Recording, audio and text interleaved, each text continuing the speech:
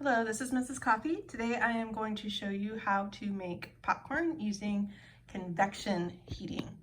So we are using a air pop popcorn machine. This is from the 1970s. When I was a little girl, I used to make snacks for myself after school with this very same machine. So they last forever and they make pretty healthy treat. So I wanted to show you some of the things that we're going to be using today. We have popcorn kernels, some butter, some little containers for our popcorn, and of course my huge popcorn bowl that I love to serve my popcorn in to my boys. All right, so I drew an illustration and I'm also going to explain by just showing you how this popcorn maker works. All right, so I'm going to take the top off first.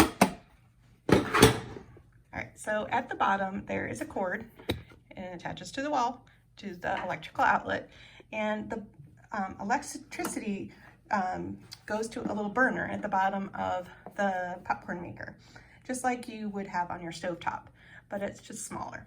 And that burner is touching air that's inside of the popcorn maker. And because the burner is warmer than the air that's in here, the warm air is going to rise and expand and spread out, and it's going to go around the popcorn kernels that are inside of the machine and cook them. So you may think this whole container here is going to be full of popcorn kernels and heat all these popcorn kernels up. This is a big quantity of popcorn kernels, but really we're not cooking very many, because what's inside of here is a cylinder and it only goes to about here on the machine, and it's only about this wide inside. So it's maybe this big and about this wide, and it contains the kernels when I pour them in. So most of this machine is going to be hot air, and it circulates, goes around and around in circles around the popcorn kernels until it heats them up. That hot air circulates. So remember, convection is circular heating. So the warmer air is at the bottom next to the heating element, and then it rises, and then this air at the top is cooler and it drops back down because it's more dense. So its molecules are tightly packed together, and then it gets heated again by the heating element at the bottom and rises back up, and it is a circular pattern like this. Okay, so the other thing that is an example of heat transfer is at the top. So let me adjust my camera without turning it off.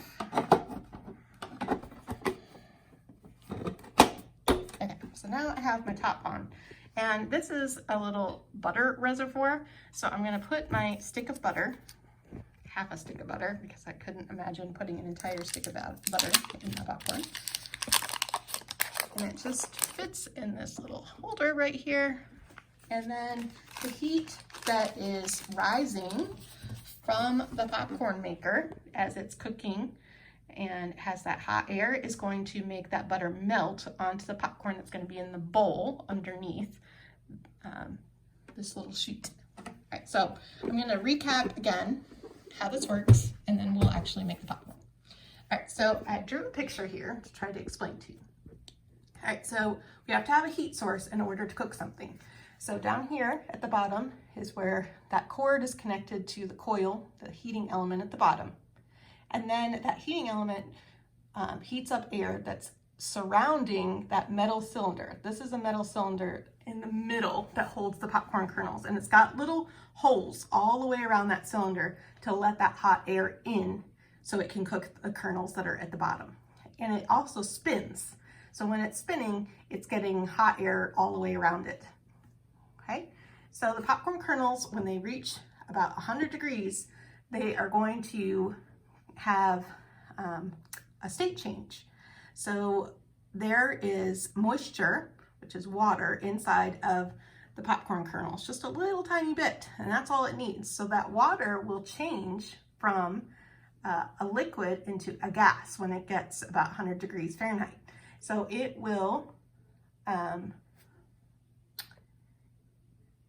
turn into steam, and the steam is what causes those kernels to explode into light, fluffy popcorn.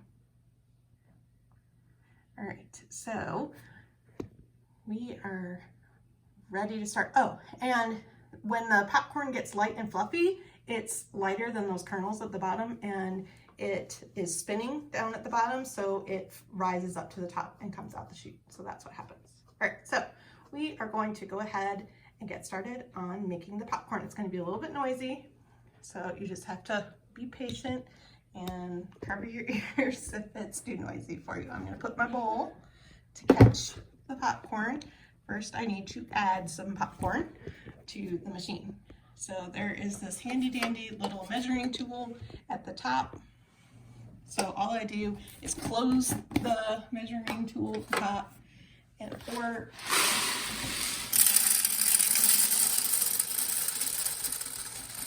the kernels in.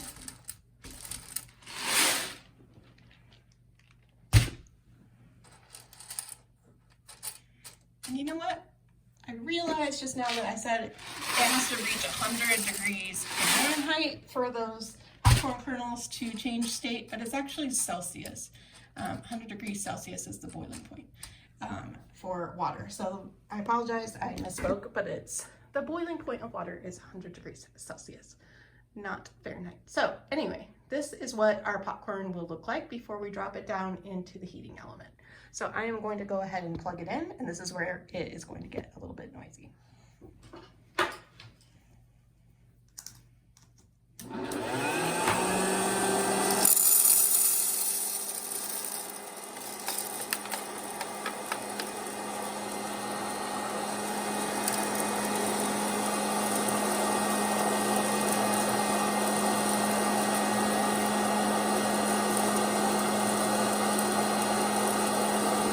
See if we can